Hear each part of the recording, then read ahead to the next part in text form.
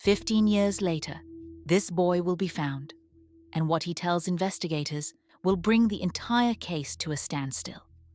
But back then, on June 13th, 94, no one yet knew how this story would end.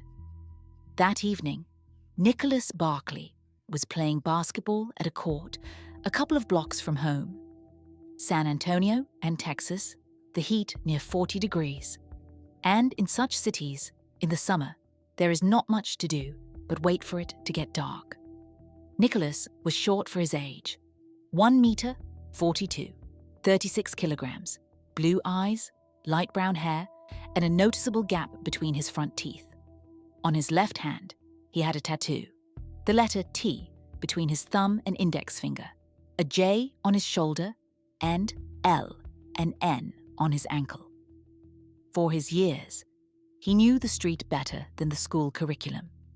He had a diagnosis, attention deficit disorder, and already had 3 run-ins with the police, breaking into a store, stealing sneakers, and threatening a teacher.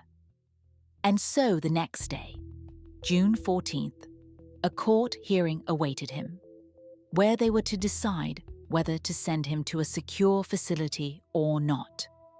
Nicholas did not want to go there, and this is important to understand for everything that happens next. Around 10 in the evening, he called home from a payphone. His older brother picked up the receiver. Nicholas asked to be picked up because it was already getting dark, and he didn't want to walk the 1.5 miles home. His brother replied briefly, "Their mother was sleeping after a night shift, so walk home yourself." Nicholas hung up and left the court, heading home. He was wearing a white t-shirt, purple pants, and black sneakers, and he had $5 in his pocket. He took no change of clothes or belongings with him, and if he had planned to run away, he surely would have taken something. But he was going home. And it is from this moment that what people would spend 15 years trying to reconstruct begins. Nicholas never made it home. Not that night, nor the next day, nor a week later. His mother filed a police report that same evening when she realized her son had not returned. But the police were in no hurry because they knew this address, they knew this family, and they knew this teenager. He had disappeared before, though never for longer than 24 hours. 3 months later, his brother called the police and said he saw Nicholas at night near the garage. He was allegedly trying to climb inside and ran away when he was spotted. A patrol arrived and searched the area, but they found nothing. No trace, no witnesses, no confirmation. Later, the police decided that the brother was likely mistaken or lying, and the case went into the archives. A teenager with tattoos and a court hearing the next day simply vanished after calling home and asking to be picked up. He wasn't picked up. And back then, no one could have imagined that he would reappear only 15 years later, and that what he would tell would not clarify anything, but only confuse everything even more. The police knew this address by heart because calls came from there regularly. Shouting, scandals, sometimes fights. Neighbors called, the patrol arrived, filed a report, and left. For this neighborhood, such things were common, and no one was particularly surprised. Beverly Dollarhide was raising 3 children alone. She worked night shifts at a store, leaving in the evening and returning toward morning. There was barely enough money and even less strength. In 94, she was 44, but she looked significantly older, and heroin had taken its toll. She tried to quit, relapsed, tried again, and so on in a circle. Meanwhile, the children grew up practically on their own. The eldest daughter, Carrie, was already an adult by the time of Nicholas's disappearance. She was married, had a son, and lived separately, although she maintained contact with the family. Of all 3 children, she was the most stable, and she would be the one to later insist on the search. The middle son, Jason, was 11 years older than Nicholas, and he had his own problems. Cocaine, breakdowns, periods when he would disappear for several days and then return as if nothing had happened. His mother asked him to move back into the house, not because she missed him, but because she needed someone to help handle the youngest. Jason agreed, and so there were 2 men in the house, one drug-addicted, the other a teenager who had long since become impossible to control. Nicholas would raise his hand to his mother. He yelled, threatened, slammed doors, and left, sometimes for a few hours, sometimes for an entire day, and then returned as if nothing had happened. Beverly called the police several times and then withdrew the reports. It was easier that way, more familiar, and so it went on, time after time. Neighbors later told investigators that it was a normal family for those parts, no worse than others, and maybe even better because they at least stuck together and hadn't drifted apart completely. And so, when Nicholas did not return home on June 13th, no one was particularly worried for the first few days. He had disappeared before, so everyone was sure he would return. The police weren't in a hurry either, because for them, the picture was obvious. A troubled teenager from a problem family disappeared on the eve of his court hearing. A classic runaway. He'd turn up on his own when he got hungry. But he didn't turn up. Beverly filed a report, posted flyers around the neighborhood, and waited for a call. Carey arrived and forced them to search more actively. Jason stayed on the sidelines, either unable to help or unwilling. This was a family where love was expressed, not by hugs, but by the fact that they hadn't completely split up yet. They weren't role models, but Nicholas was theirs. Young, difficult, unbearable, and now he was gone, and they were left waiting.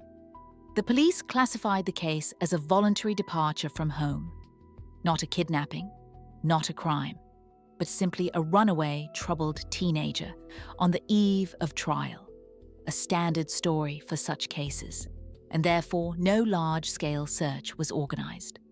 No search parties, no volunteers, no helicopters. They combed the area, questioned friends, checked the bus station, and that was it. They told the mother, "Wait, he'll come back on his own." But Beverly thought otherwise because she knew her son. Yes, he ran away, but he always returned, at most after a day or 2.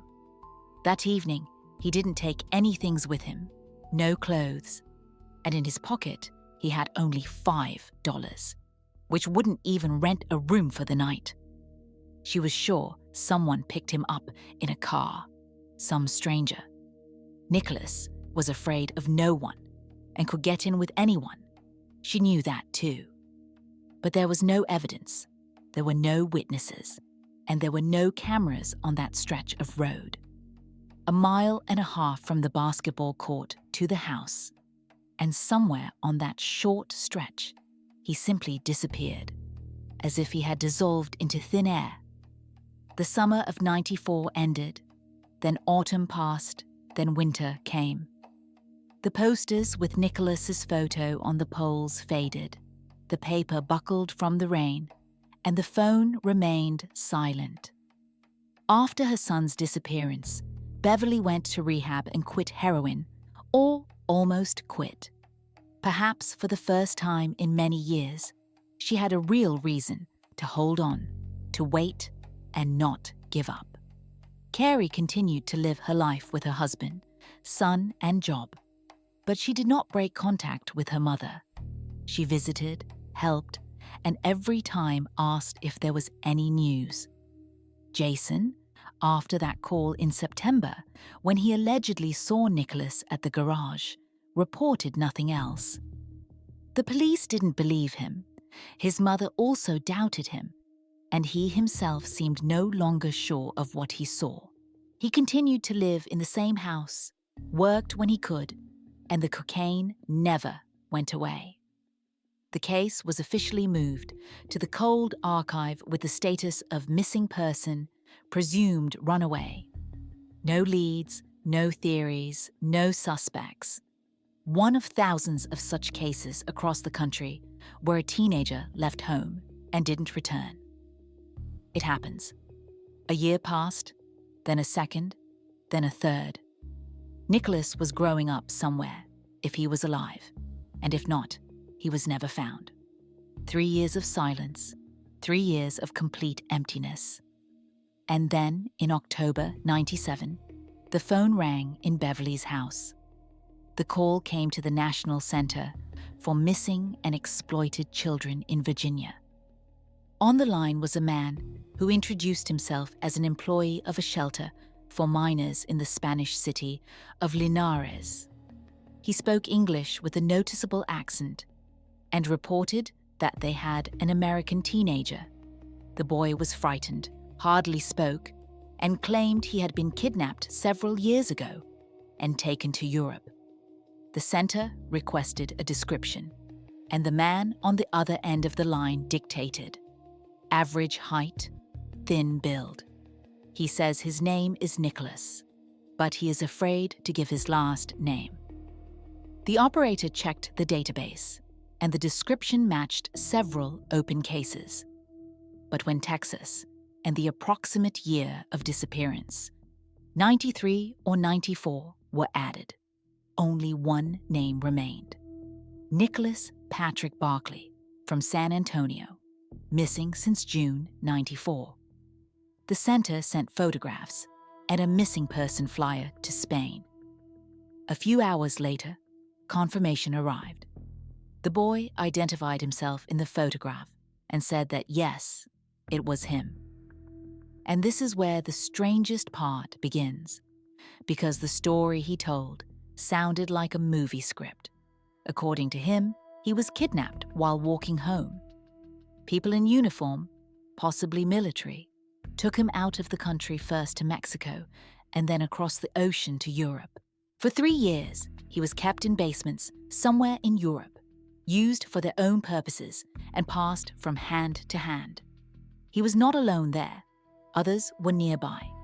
He was forced to speak only French, and he was treated extremely cruelly. Marks remained on his body. Scars, marks, cuts. Exactly how he escaped, the teenager did not specify. He said he was afraid, that he had been threatened and that he couldn't give names because it was dangerous for him and his family. The San Antonio police contacted the Barclay family and broke the news. Beverly picked up the phone and heard the words she had been waiting 3 years for. "Your son has been found. He is in Spain. He is alive." For 3 years, she had woken up with the thought that today, perhaps, something would change. For 3 years, she had looked at the door when she heard footsteps on the porch. And now he was found. Now someone had to fly to Spain to officially identify him and bring him home. And here a question arose that investigators and journalists would later dissect. Who exactly would fly? Beverly couldn't. She didn't have money for the ticket and was still in the process of rehab. Jason was also out for obvious reasons. That left Carrie, the eldest sister, the only one in the family who had a stable life and the opportunity to go abroad. It was she who flew to Spain to pick up the brother she hadn't seen in 3 years. And from this moment, the story that seemed like a miraculous rescue would begin to gradually fall apart. Carrie flew, and alone at that. Not the mother, who stayed in San Antonio, and not Jason, who didn't participate in the discussion at all. The sister bought a plane ticket, packed a bag with family photos, and flew to Spain to pick up the brother she hadn't seen in 3 years. At the shelter, she was met by staff who immediately warned her. He is frightened, hardly speaks, and is afraid to leave the room. 3 years in the hands of kidnappers. Such a thing breaks the psyche, and she should be prepared for the fact that he has changed significantly, both externally and internally. Carey nodded and said she was ready for anything. He was brought into the meeting room. He wore a baseball cap pulled low over his forehead and dark glasses. He sat hunched over, looking at the floor, and when she entered, he slowly raised his eyes. Carey stopped at the door and looked at him. In front of her sat a young man, thin and angular, with dark hair. And when he finally took off his glasses, she saw his eyes. They were brown, but Nicholas's eyes were blue. He began to speak, and there was a noticeable accent in his voice, but not a Texan one, some kind of European one. He explained this by the fact that for 3 years he had been forced to speak only French, so he had almost forgotten English and now had to remember it. Carey sat next to him and took out photographs. The house where they grew up, their mother, Jason, her son, who was his nephew, neighbors, school. She showed photo after photo and asked, "Do you remember this? And this? And this place?" He answered slowly, sometimes nodding, sometimes asking for clarification. At one point, he smirked and said, "Is Grandpa still such an asshole?"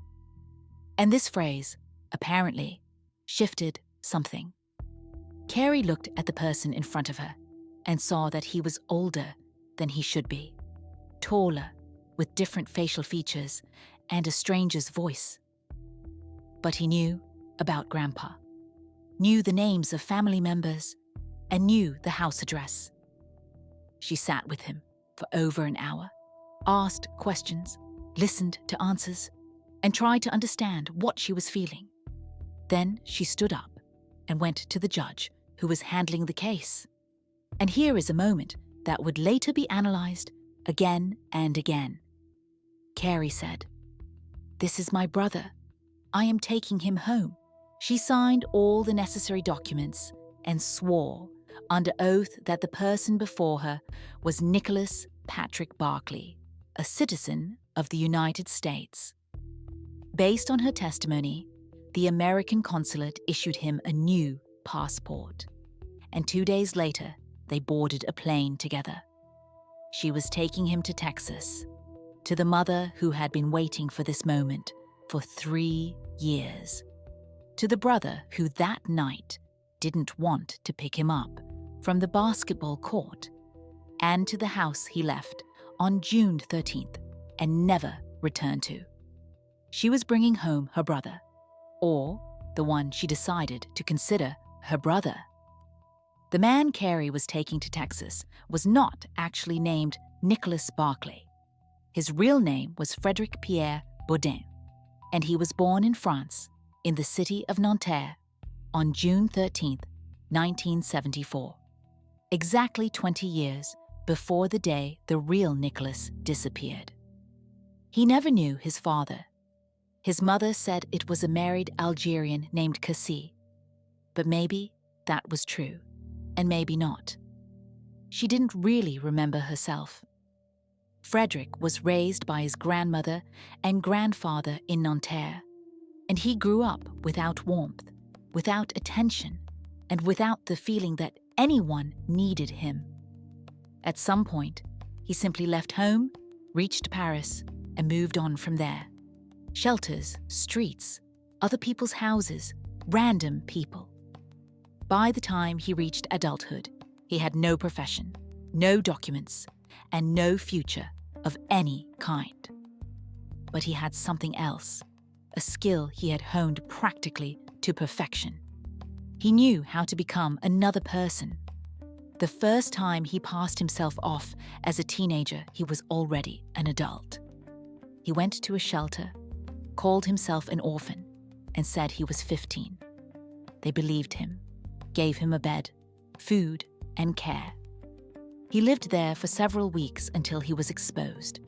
And when he simply left and did the same thing in another place. Then a third, then a fourth. By 97, a trail stretched behind him across Europe. France, Spain, Germany, Switzerland. Dozens of identities, dozens of names. An orphan from a conflict zone, a refugee, a victim of human trafficking. Each time, a new story, a new legend, and a new chance to get what he never had, namely, a family. The press would later call him the chameleon, and he truly was a chameleon because he knew how to change his appearance, voice, age, and even nationality. The only thing that remained unchanged was the hunger for belonging, for a home, for people who would say, "You are ours." And so in October 97, he was sitting in a shelter in Linares, and his latest legend was beginning to come apart at the seams. The staff was asking more and more questions and demanding documents he didn't have. He needed to come up with something urgently, and then he did what would change the fates of several people at once. He called the National Center for Missing Children in the USA and introduced himself as an employee of the Spanish shelter. He described himself: short, thin, dark hair, gap between the front teeth. And he asked, "Is there anyone in the database who fits this description?" They gave him a name: Nicholas Barclay, San Antonio, disappeared in 94. When the fax with the missing person flyer arrived at the shelter, Bourdin realized he had a serious problem. The photograph showed a blonde boy with blue eyes, thin and short, 3 tattoos, the letter T on the hand between the thumb and index finger, a J on the shoulder, and more letters on the ankle. Bourdin looked in the mirror and saw a man with dark hair, brown eyes, and a French accent. Nothing in common with the boy in the photograph. Any normal person at this point would have stopped and thought of something else. No, Bourdin did not. He got some hydrogen peroxide and lightened his hair. Then he asked the guys at the shelter to give him tattoos exactly like the ones on the flyer, with a needle, without anesthesia, just from the photographs. A T between the thumb and index finger, a J on the shoulder, letters on the ankle. By morning, everything was ready, and now his body had the same markings as the missing American teenager. But one problem remained that couldn't be solved with peroxide or a needle: the eyes. Nicholas's were blue, and Bourdin's were brown, and there was no way to dye those. So he invented a story. He would say that the kidnappers performed medical experiments on him, injected some drugs to change his appearance and make him unrecognizable. They chemically changed the color of his irises so he couldn't be identified. The story sounded completely insane, but Bourdin counted on the fact that no one would verify it. Who even knows if such a thing is possible or not? The accent also required an explanation, and one was found. For 3 years, he was supposedly forced to speak only French, so he almost forgot English, and his Texan drawl vanished completely. Now he speaks the way people speak in Europe, because that is where he was held all this time. Age was the hardest part. Nicholas, at that point, should have looked significantly younger, while Bourdin clearly looked like an adult, and the difference was striking. But if you added the story of torture, hunger, and constant stress, then this too could be explained. Trauma ages a person, and people who have survived such hell look completely different from their peers. And so, for every possible question, he had an answer. For every doubt, there was an explanation. And for every discrepancy, he prepared a story that was impossible to verify. After that, he called the San Antonio police and again introduced himself as a shelter employee. He said the boy they were looking for was here, that he had given his name, Nicholas Barclay, and that he wanted to return home. They handed the receiver to the mother. Bourdin spoke softly and uncertainly, exactly how a teenager who had spent 3 years in hell would speak. And she believed it, or decided to believe it. November 97. The plane landed in San Antonio, and Bourdin walked down the steps, squinting from the bright Texan sun. This was the first time in his life he had stepped on American soil, and he was doing it under someone else's name, with someone else's documents, and with someone else's story. Cameras were waiting for him at the airport. Local television had come to film the miracle. A boy who disappeared 3 years ago returned home from a real hell. Journalists with microphones, cameramen with cameras, camera flashes. It was exactly the kind of story people want to see on the evening news, and everyone was ready to film it. The family stood at the terminal exit. Beverly was in front of everyone, looking at the person walking toward her, trying to see her son in him. He was taller than she remembered, significantly older, and generally somehow different. But she stepped toward him and hugged him. Before the cameras, it looked like a full-fledged reunion. Hugs, tears, a sigh of relief.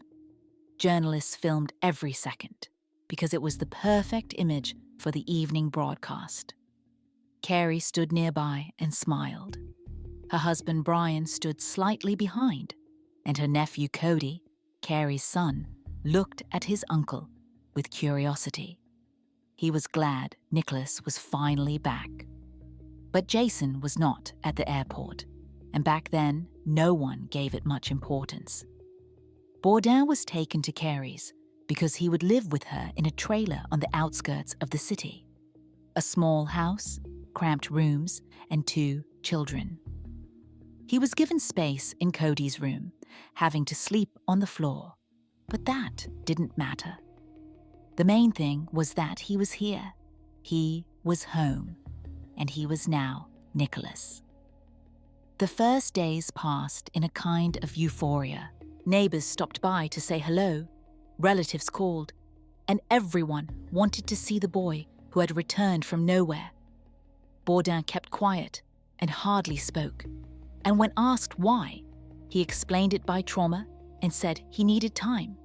No one objected or insisted on talking. Beverly came every day. She sat next to him, looked at him, sometimes cried, and sometimes was just silent.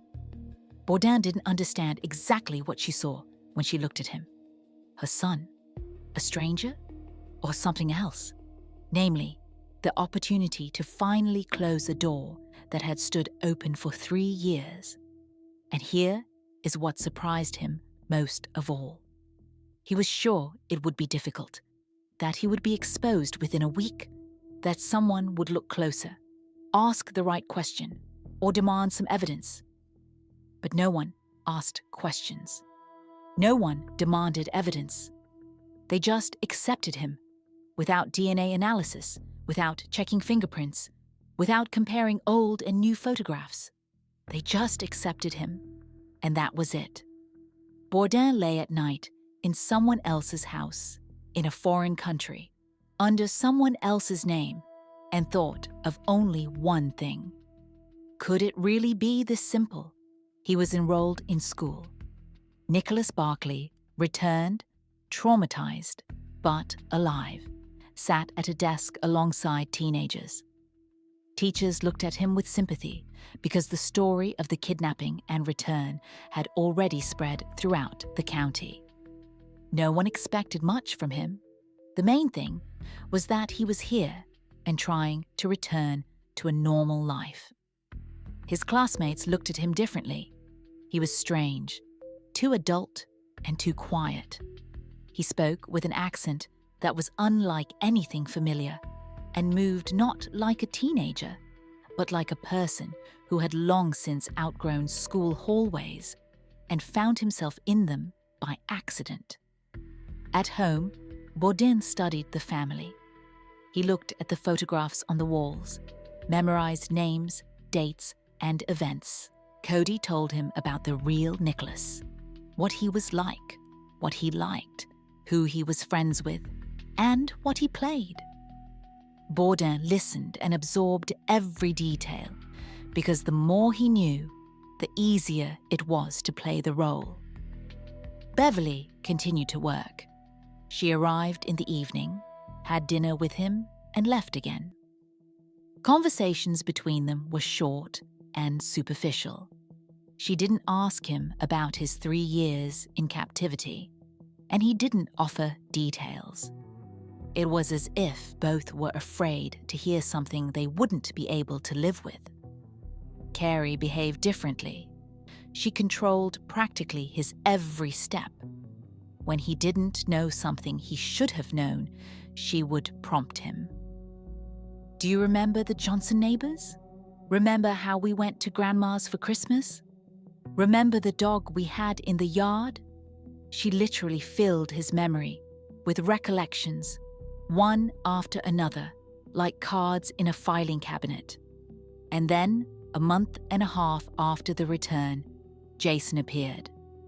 By that point, he had already gone through rehab and was working as a counselor at a drug treatment center. He came to Carey's to see the brother he hadn't seen in 3 years. Bourdin looked forward to this meeting most of all, and here is why. Jason was in the house on the very night Nicholas disappeared.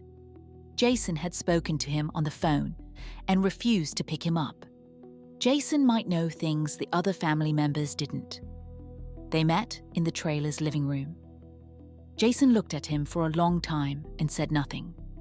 He didn't hug him, didn't smile, didn't say, "Welcome back."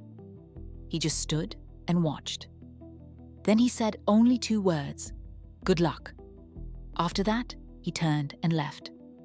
Bourdin remained standing in the middle of the room. In his life, he had seen many different reactions to his transformations: joy, tears, suspicion, sometimes anger. No, he had never seen this. Jason didn't look at him like a brother. He didn't look at him at all like a person he had once known. And yet, he didn't say a word against it. He didn't ask a single question. He just left. And this reaction, or rather its absence, would later become one of the main mysteries of this entire case. The question everyone would later ask sounds simple. How could they not see? Eyes of a different color, a voice with a clear European accent, the face of an adult man rather than a teenager, height, build, manner of moving. Everything was different. Any outsider, looking at a photo of the real Nicholas next to this man, would immediately say they were 2 completely different people. But the family accepted him, and this requires an explanation. Psychologists who work with relatives of missing persons call this phenomenon acceptance out of despair. When a person lives for 3 years in complete uncertainty, without answers, without the ability to let go, their brain begins to work quite differently. Critical thinking gradually shuts down, and any alternative to the current state becomes acceptable, even if it contradicts obvious facts. Eye color changed? That means the kidnappers did something to him, some experiments or injections. An accent appeared? That means he was forced to speak another language. Looks older and taller? Trauma changes people. Everyone knows that. And so, for every discrepancy, an explanation was found, because the alternative was simply unbearable. And there was only one alternative: to admit that her son was gone, that 3 years of waiting were in vain. And so, it turns out that believing in the impossible is sometimes easier than accepting the obvious. Researchers had recorded similar cases before. Families accepted strangers, completely ignoring glaring discrepancies. And they did this not because they were stupid or inattentive. They saw everything, but truly seeing was too painful, so the brain simply refused to process that information. Beverly lived with an open wound for 3 years. Every day she thought about her son. Every night she asked herself what happened to him. When they told her he had been found, that wound finally began to heal. Admitting now that it wasn't him would mean tearing it all open again and returning to the exact same point she had been trying to escape for 3 years. Carrie flew to Spain, signed official documents, and swore under oath that this man was her brother. If she were to say now that it wasn't Nicholas, she would automatically be admitting that she had made a serious mistake. Or worse, that she knew the truth and brought him to America anyway. Jason remained silent. Maybe he saw the truth from the beginning. Maybe he only suspected it. But he didn't say a word. Not to the police, not to his mother, not to his sister. He simply left after that short meeting and never appeared again. And so, it turns out that each member of this family had their own reason not to ask questions. Or, if you look at it another way, each had their own reason for not wanting to hear the answers. The story hit the news and quickly spread across the country. A boy who disappeared 3 years ago returned from Europe, where he was held by an international human trafficking ring. A true miracle that people want to show in prime time and discuss on evening talk shows. Producers of the TV program Hard Copy called a private investigator named Charlie Parker and asked him to come for an interview with the family. To look, assess the situation, maybe find some new details for the story. Parker agreed because the story seemed interesting to him. He arrived at the house where the family lived. The film crew was setting up equipment and adjusting cameras, while Nicholas sat in a chair, preparing for the interview. Parker settled off to the side and just watched. To his left sat Beverly and Carrie. To his right on a shelf stood a photograph of the real Nicholas. And directly in front of him was the man who called himself by that name. Parker watched and listened, and the longer he did so, the less he believed what he was seeing. The accent was not Texan, but clearly European, likely French. The manner of speaking betrayed an adult man, not a teenager. The face was different, and the eyes were brown, though in the photograph to the right, they were absolutely, certainly blue. At one point, Parker asked the cameraman to take a close-up and show this man's ears. The fact is that ears do not change with age, and Scotland Yard had long used this method for identification. Parker had read about it and knew that the shape of the auricle is unique, like a fingerprint. In the evening of the same day, he uploaded the filmed footage to his computer and opened Photoshop.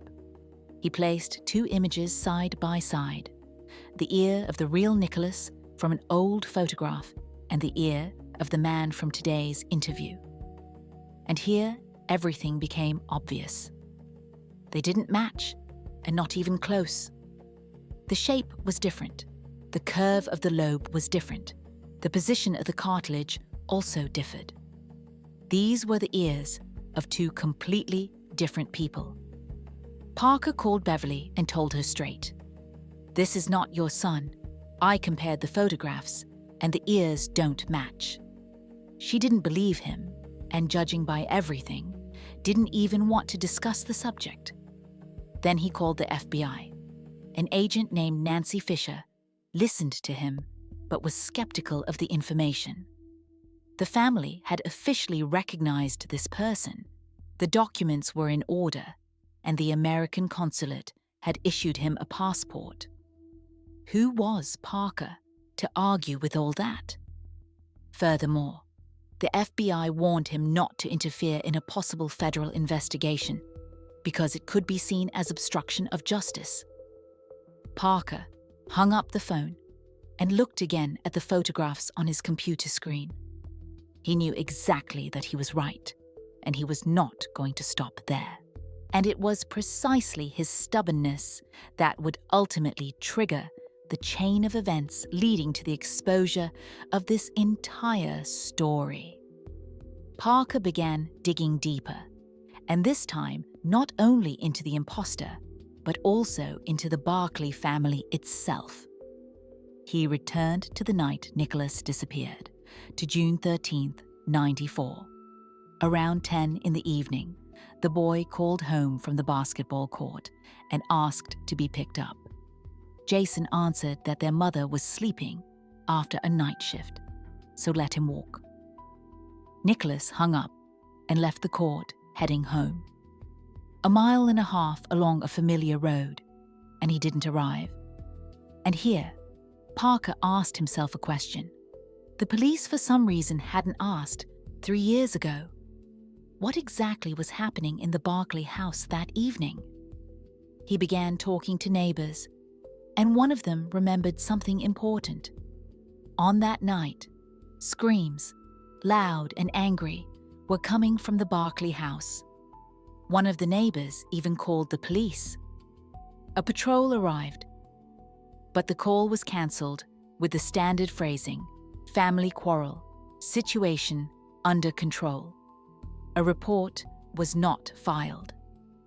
Parker looked at the timeline of events and saw a picture that troubled him. Nicholas calls home and asks to be picked up. Jason refuses. After some time, screams are heard from the house. The police arrive and leave with nothing. Meanwhile, Nicholas disappears, somewhere halfway home. Too many coincidences for one evening. He began gathering information about Jason. An older brother, cocaine addiction, a history of breakdowns and aggressive behavior. Neighbors said he could be tough, very tough, especially when he was on substances. And here's another detail that caught Parker's attention. In September 1994, 3 months after Nicholas's disappearance, it was Jason who called the police. He said he saw his brother at night near the garage, that he was allegedly trying to climb inside and ran away when he was spotted. The police arrived, searched the entire neighborhood, but found nothing. They decided Jason was mistaken, or had imagined it. But Parker knew something about such calls. In cases like this, relatives sometimes report false sightings of the victim to create the illusion that the missing person is still alive. This helps deflect suspicion from themselves and steer the investigation in a different direction. The picture that was gradually forming was very uncomfortable. A troubled teenager with run-ins with the police, an aggressive older brother with a serious drug addiction, an exhausted mother who worked at night and had long since stopped coping with the situation. A house where the police were called so regularly that patrol officers knew the address by heart, and a boy who called home, asked to be picked up from the court, and then disappeared forever. Parker didn't know exactly what happened that night in June 1994, but he understood one thing more and more clearly. The answer to the question about the fate of the real Nicholas Barclay should not be sought in Spain. The answer was here, in this house and in this family. And perhaps that is why they so easily accepted the imposter, because it was in their interest for Nicholas to be alive. Jason Barclay was 11 years older than Nicholas, and in '94 he was already an adult.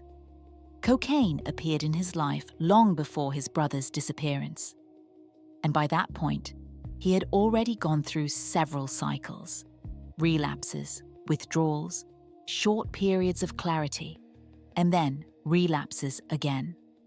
His mother asked him to return home to help handle Nicholas, and Jason agreed.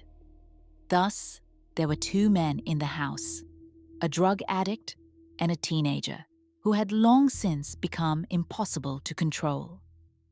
Neighbors later recalled that there were constant conflicts between the brothers.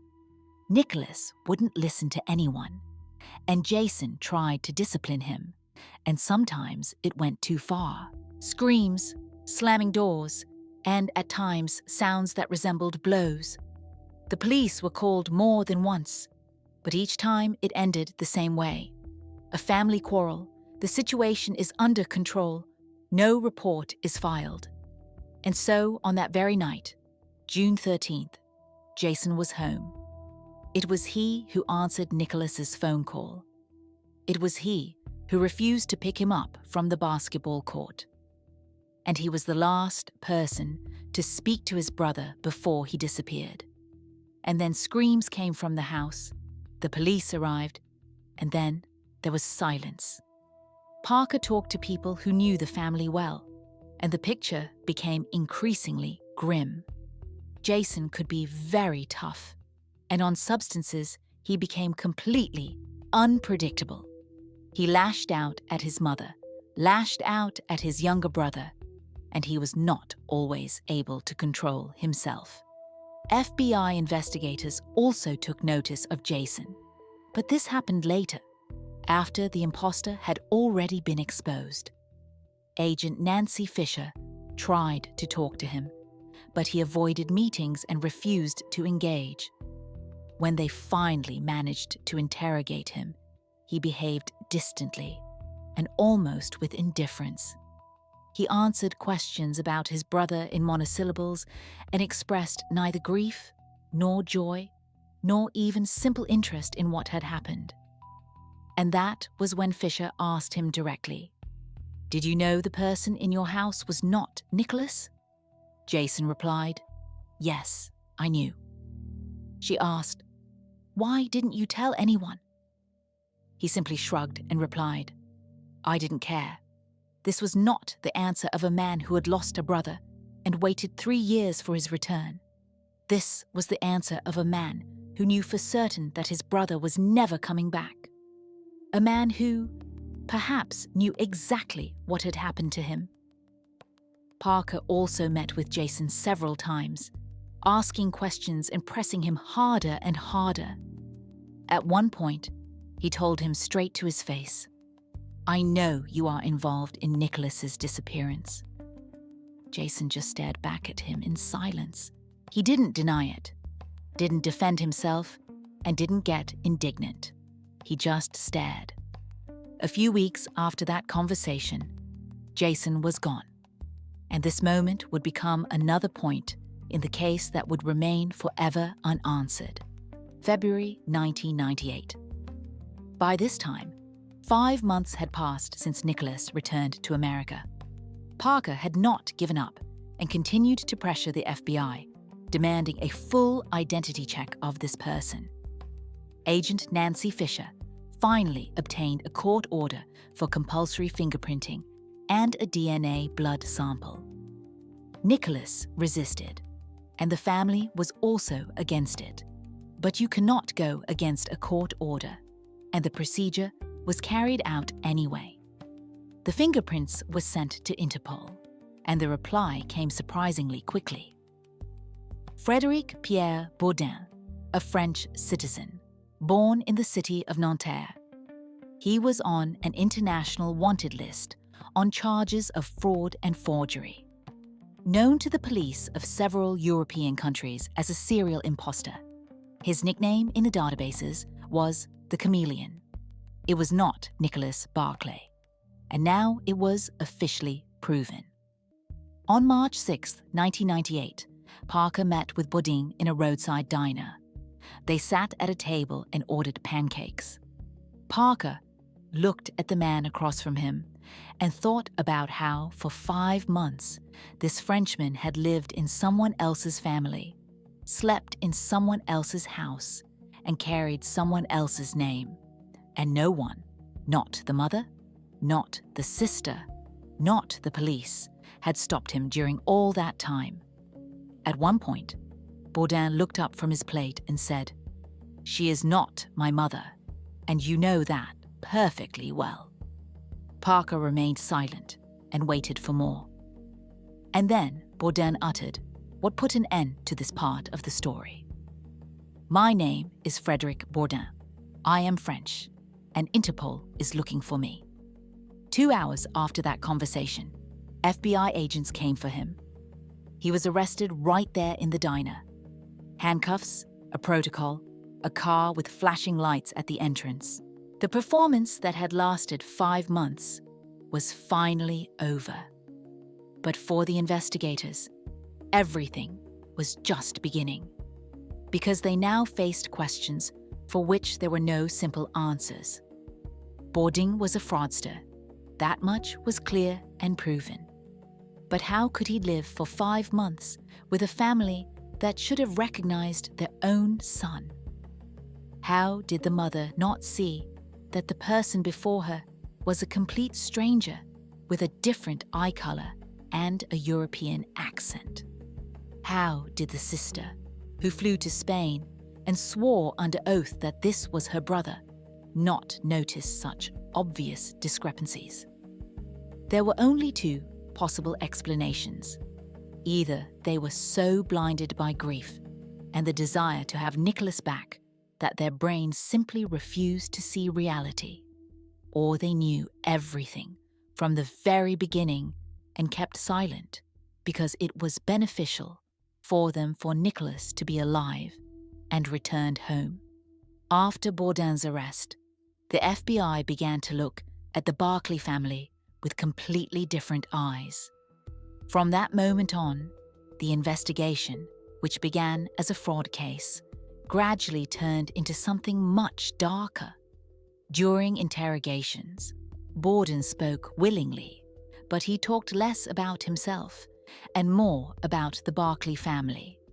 He described in detail how everything had happened from the beginning, how Carrie flew to Spain, how she walked into the meeting room and looked at him. And this is what he told the investigators. He expected her to scream, call the police, or at least say that this was not her brother. But she didn't scream. She looked him in the eyes, and at that moment, he saw something he didn't expect. He saw that she knew that a complete stranger was sitting in front of her, knew that this was not Nicholas. And she still told the judge, "Yes, it's him. I'm taking him home."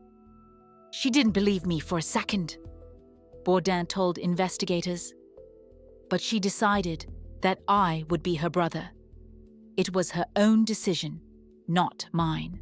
On the plane back to Texas, Carrie showed him family photos and told stories from the past. She named relatives, neighbors, friends. She asked again and again, "Remember this? And this? Do you remember this moment?" And she did it as if she were drumming the information into his head, layer by layer. She wasn't testing his memory.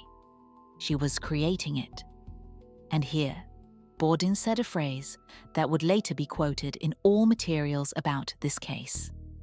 "They used me exactly the same way I used them." He was certain he understood why the family had accepted him. As long as Nicholas is alive, no one is looking for him. As long as Nicholas is at home, no one asks uncomfortable questions. No one digs in the yard. No one wonders exactly what happened that night in June 1994. They knew the real Nicholas was already gone. Bourdin said during interrogations. One of them knew for sure. Maybe all of them did. When I appeared, it was a real gift for them, a chance to close the matter once and for all. A living Nicholas means only one thing. There is no one else to look for. Investigators listened to his testimony and wrote down every word.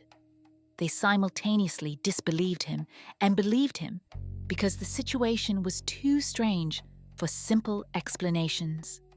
Bourdin was a liar, a professional, serial, and perhaps pathological one.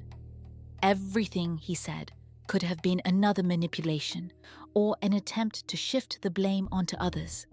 Revenge against the family that eventually abandoned him and turned him over to the police. But one thing truly bothered investigators, journalists, and everyone who later studied the case. Why did they accept him? Why did the mother hug a man with a completely different eye color at the airport? Why did the sister swear under oath in a Spanish court that this man was her brother? Why, during the 5 months he lived in their house, did no one demand a DNA test or at least compare fingerprints? And the main question that remained unanswered: why, after Bourdin's exposure, did no member of the family ever ask? Where then is the real Nicholas? The FBI shifted the focus of the investigation. Now the main question was not, who is the imposter, but what happened to the real Nicholas Barclay? From that moment, investigators began to look at the family no longer as victims of fraud, but as potential suspects. Each family member was interrogated separately. Beverly was confused about the dates and details of that night. She didn't remember exactly what time she returned from work on June 13th. She didn't remember hearing screams from the house. She didn't remember seeing Jason when she arrived. To direct questions, she answered evasively and constantly looked away, avoiding eye contact with the investigators. She was connected to a polygraph, and the results were ambiguous. She passed the first test, passed the second one, but failed the third. This wasn't direct proof of anything, but it added questions to the overall picture. Carrie behaved quite differently during interrogations, aggressive and assertive. She accused the FBI of hounding the family and said they were victims who had been deceived by a professional fraudster, and instead of looking for their brother, federal agents were for some reason interrogating them instead. She categorically refused to discuss the night of Nicholas's disappearance and did not want to talk about Jason and his relationship with his younger brother. Jason himself avoided meeting with investigators as much as possible. When they finally managed to bring him in for questioning, he was apathetic, almost somber, and answered all questions in monosyllables. He admitted that he knew from the beginning that the person living in the house was not Nicholas. When asked why he had remained silent all that time, Jason simply shrugged and didn't answer. Agent Nancy Fisher later told journalists one thing that struck her the most. During the entire investigation, not a single family member ever asked us, "Where then is our son? Where is our brother? What actually happened to him?" They weren't looking for Nicholas. They didn't demand the search continue. They didn't beg to find the truth about what happened. They behaved as if they already knew there was no one to look for. Meanwhile, Parker continued to work parallel to the FBI. He talked to informants, dug into the family's past, and looked for people who might know or have seen something. At one point, one of his sources provided information that could overturn the entire case. It was possible that Nicholas's remains were in the yard of the house where the Barclays lived. the FBI requested permission to conduct excavations and exhumation. But for this, they required either the consent of the property owners or sufficiently strong grounds to obtain a search warrant. The family did not give consent, and at that time, the investigation did not have grounds that the court would consider sufficient. The investigation hit a wall again, and this wall was built from the silence of the very people who should have wanted to know the truth the most. April 1998. Only a month had passed since Bourdin's arrest, and then a turn occurred in the case that changed everything. Jason Barclay was gone. The official cause was a cocaine overdose, and it was recorded in the documents as an accident. He had only recently completed rehabilitation. He worked as a counselor at a drug treatment center, helping other people cope with the same addiction he had gone through. Colleagues later told investigators that he was clean and was doing well. It seemed that the worst was behind him, and he was finally climbing out of the hole he had spent so many years in. And then a relapse happened. One injection, and it was all over. For the investigation, this was a real catastrophe because Jason was the main person who could shed light on the events of that night. He was in the house on June 13, 1994. He was the last person in the family to speak to Nicholas on the phone. He had refused to pick his brother up from the basketball court, and he might have known exactly what happened after that phone call. Jason was the only person who could tell the truth about that evening, and now he was silent forever. Parker learned of the incident by phone. He hung up and sat in silence for a long time, trying to process what had happened. He had been so close to the solution, literally just a few steps away from the answer to the main question of the case. And now the key witness was gone, taking everything he knew with him. A coincidence? Perhaps so. Addicts relapse. It happens all the time, even after successful rehab. One bad day, one moment of weakness, one wrong decision, and the person is no more. It happens, and there is nothing unusual about it. But Parker did not believe in coincidences, especially in this case, where everything had been strange and wrong from the start. Jason had been interrogated several times in recent weeks.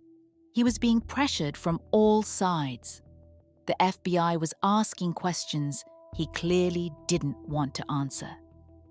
Parker himself had told him to his face that he knew of his involvement in his brother's disappearance. And a few weeks after all this pressure, Jason was gone. One of the investigators who worked on the case later told journalists, with his passing, the last real hope of learning the truth about what happened to Nicholas disappeared. Beverly had lost a second son. Now she had neither of them left. One disappeared under strange circumstances and was never found. The other died of an overdose, taking all the answers to the questions the investigation never managed to ask him. After Jason's death, the case gradually began to grow cold. The main suspect was unavailable. There was no direct evidence against the other family members, and without it, obtaining a warrant for a search or excavation was practically impossible. And so the investigation, which seemed so close to a resolution, reached a dead end again. The FBI did not give up because there was still one more way to get answers, namely, to find Nicholas's remains. Parker's informant pointed to the yard of the house where the Barclay family lived in 1994. Agents wanted to excavate, bring in equipment, remove the topsoil, and check if there was something underground. But for this, They needed either the consent of the owners or a court order. And to get an order, concrete evidence was needed. Witness testimony, clues, something material to rely on in court. The investigation had none of that. Only suspicions, only the words of a professional fraudster, and only the stubborn silence of a family that refused to answer questions. Agent Fisher met with Beverly and tried to explain the situation to her. She asked for voluntary consent to conduct excavations in the yard and said directly, "If there is nothing there, we will close this matter forever, and you can finally move on with your lives without being under suspicion." Beverly listened to her and refused. Then Fisher talked to Carey. The same request, the same arguments, the same hope for cooperation. And the same answer, a refusal. Neither the mother nor the sister agreed to allow investigators onto the property, and they did not explain the reasons for their decision.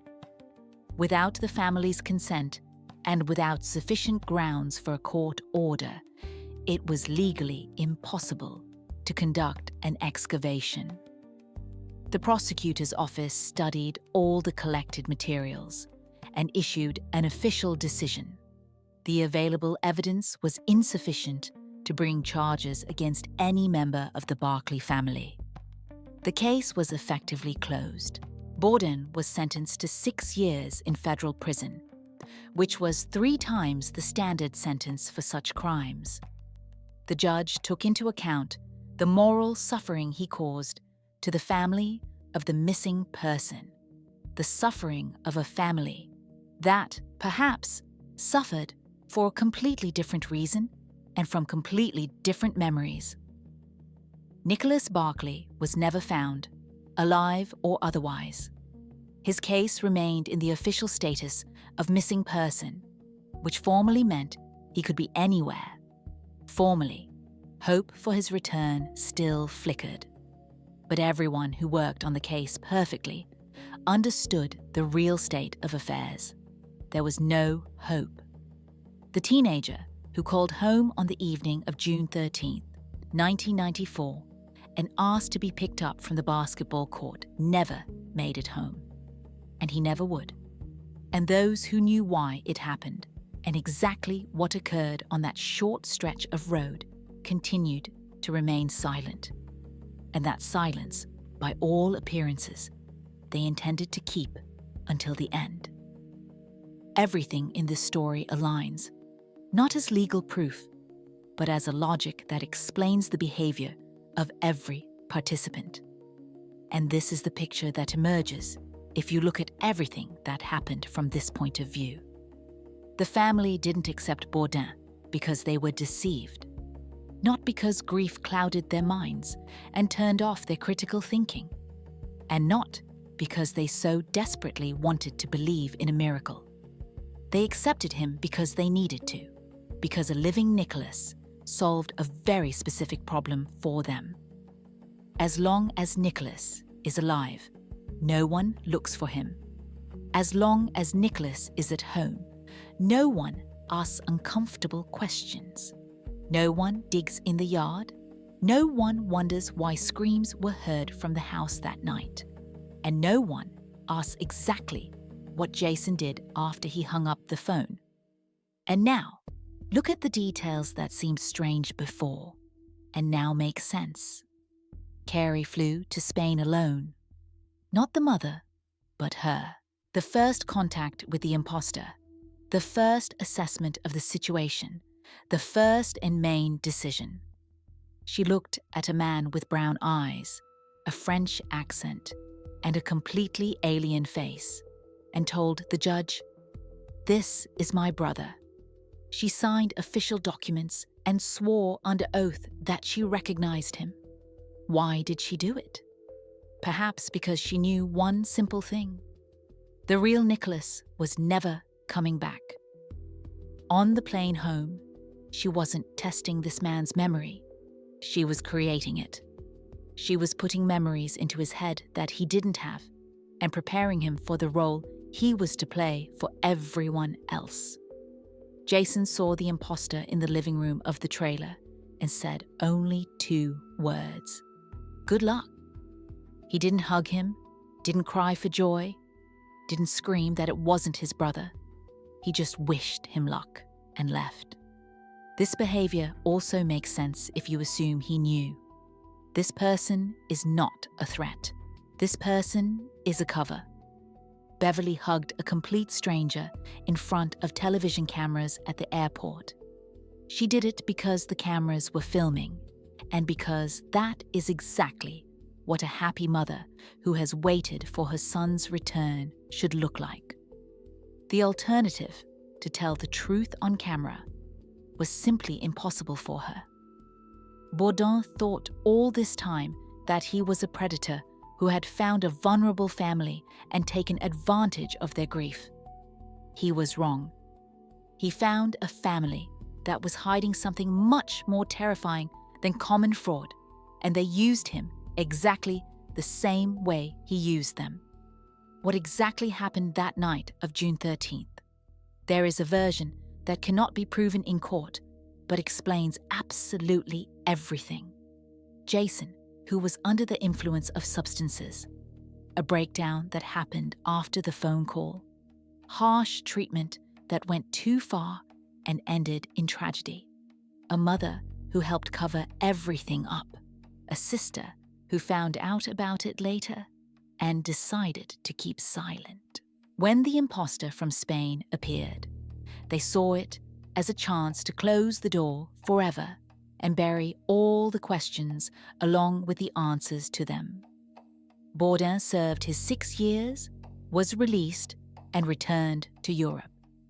There he married, had children, and, according to some reports, continued to impersonate other people because that was the only thing he truly knew how to do. The Barclay family was never convicted. There was not enough evidence, no remains, no confession. Nicholas was never found, not then, not later, and not to this day. The truth about what happened that night went with Jason, and so only one question remains that will hang over the story forever. What is more terrifying? A person who pretends to be your son, or a family that pretends to believe him?